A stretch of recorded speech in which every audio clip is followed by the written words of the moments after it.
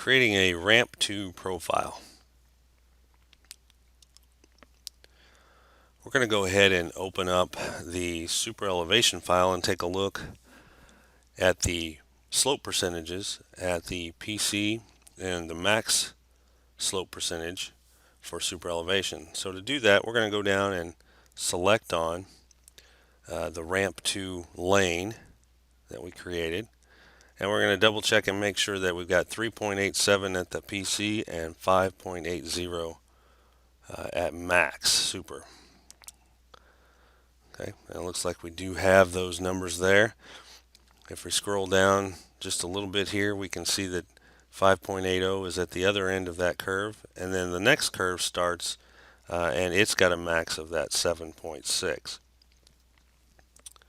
So we do have exactly what we want there as far as Superelevation goes. And so what we're going to do is we're going to go and open up another file. We're going to open up the civil geometry file. And we're going to check in the Superelevation.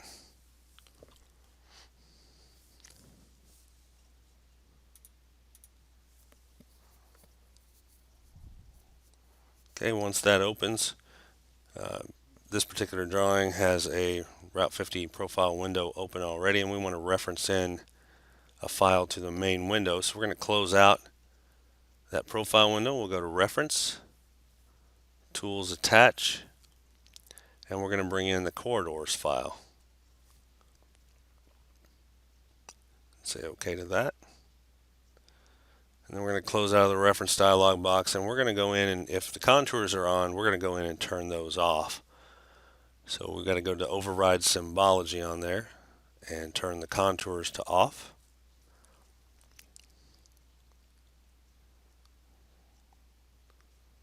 Okay. We're going to zoom around close to the corridors, and we're going to open up the profile window for Ramp2. So we hover over that, we pick the second tool in there. We're going to go down to Window 8 or View 8. You can see Route 50 is the one we opened, and we're going to left click inside that View 8 profile window and change that to Ramp2. Now you should see an existing ground in there. That's the only profile that we have currently. We want to create the Ramp2 profile new.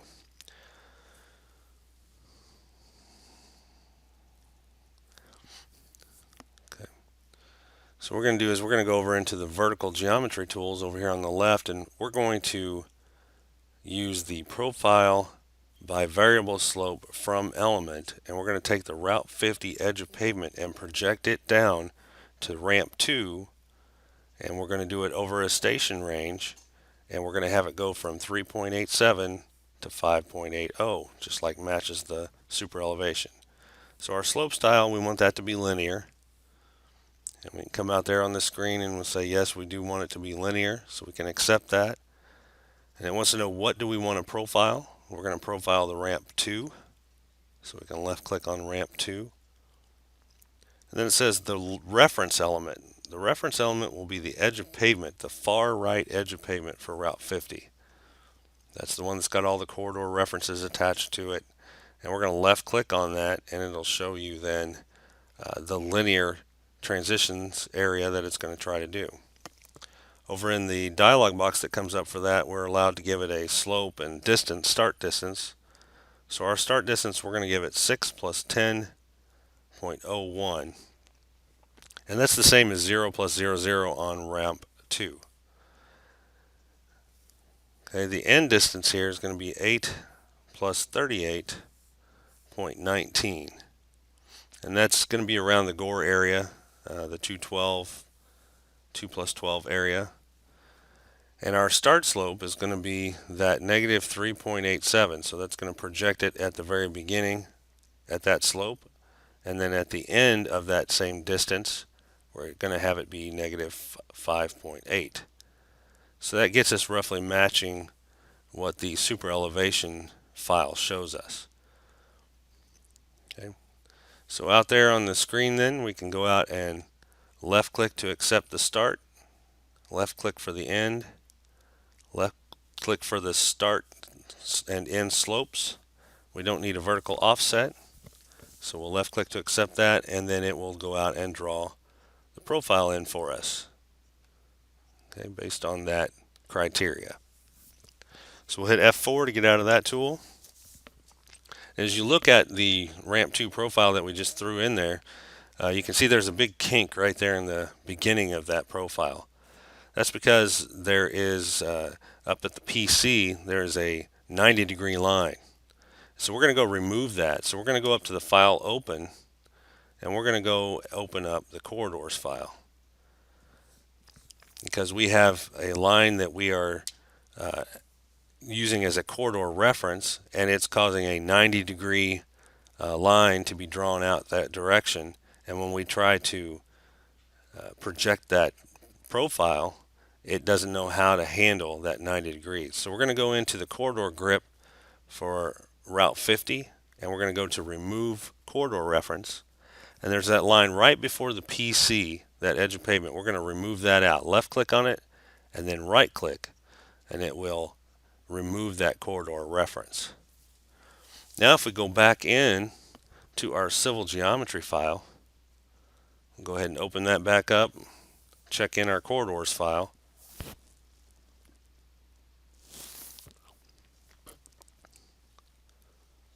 We'll see in the profile window down on the right that that kink will be removed, because right there at the PC over on the left hand side there, that PC no longer has that 90-degree bend in it, so it knows how to handle it. Now let's take a look now at the Route 50. We want to look at the percentage of grade coming into Ramp2 at that location where the PC is at. So all we have to do is open up the Route 50 profile, and if we look at the profile coming in at around that station, you can see that it was 4% coming in. So since that's 4%, we're going to base a profile off of that. So let's open up the Ramp2 profile again. So we'll get that open back up in the profile window. And right before the PC, that should be 4% line coming into that. And we're going to use that 4% line to create or construct a new profile based off of that. So in our vertical geometry over here on the left, we're going to go to the profile line between points tool. And we know we want it to be 4%. So we're going to go ahead in the slope and put in a 4 and make sure that's check marked.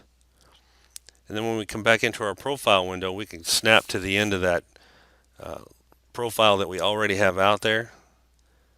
And as we move it back, you can see that the slope's going to be 4%. I'll just give it a negative 250 foot, enter that in, and accept that.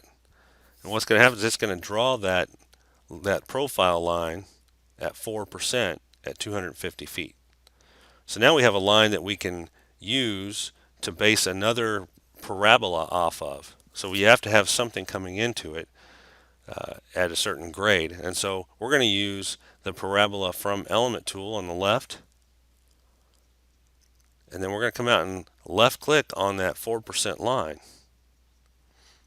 And then it wants a start location. So we're just going to snap to the end of that projected profile and an end at the other end of that projected profile.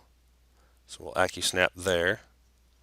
And then as we move out on the screen, we can tell it kind of an end location. You can either left click out here somewhere in that location, or you can key in a distance. I'm going to key in 1,000 for this case and enter. And then all you have to do is left click. We don't really need to trim or extend anything, so we can just do none here and accept that. And now we've got a parabola that's based on that 4% back slope. Now we're going to go over back to the left and do a tangent profile line to element. Okay, so we're going to use that tool. We're going to turn on Civil AccuDraw at the bottom. And we're going to come out and left click on that new parabola. Once we left click on it, we can tell it where we want to end that at. So we're going to tab down into the station field, and we'll give it 16 plus 36.81, and we'll hit enter to lock that in. And if you move your mouse around, you can see that it's locked you in there. Our Z, or our elevation, is going to be 763.92, and we'll enter that in, move the mouse around, it should be locked in there. We'll left click to accept that location, And then after you left click, it's got a couple of different solutions it can do based on what we put in. We want the back solution, the one that goes back to the parabola. So we'll left click there, and then we will accept to trim back. And that will trim off that parabola. And now we've got some lines out here that we don't necessarily need anymore. We've got those two pieces. And then we've got this 4% back slope line, which we don't need it anymore, so we can just delete it out.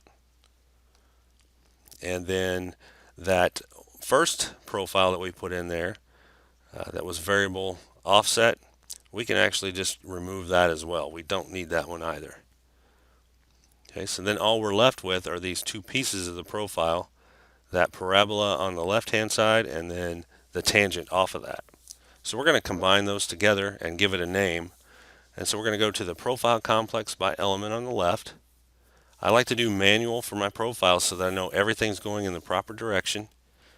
And for the name, we're just going to call it Ramp2 PR and enter that. Then when you come out here on the screen, we can left click on that parabola at the beginning. Make sure you get the arrow pointing to the right. And then the tangent line, we can do the same.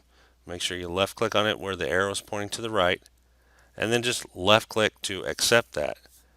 And you should have one line. Now if you hit F4, you can left click on that new profile and just set it as active, the second tool in there.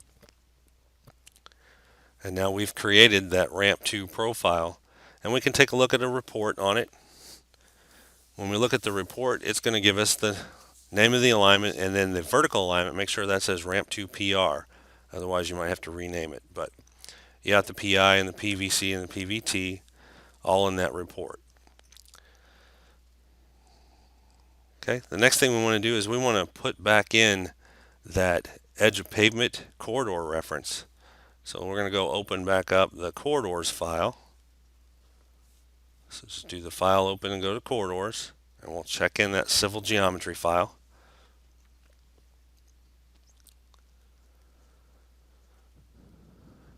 And nothing in that Ramp2 profile now is tied at all to this edge of pavement line. So we're going to be able to go add that back in without affecting that profile at all. So here's the line that we want to add back in. So we're going to get the corridor grip or handle, and we're going to go to the fourth tool in and add corridor reference, the first one. And then we're just going to go add that edge of pavement that we took out before. We're going to go ahead and left click on it and then right click. And once you right click, it's going to go ahead and add that back as a corridor reference. Okay, then we're just going to go ahead and save this file, and now we have a Ramp2 profile created.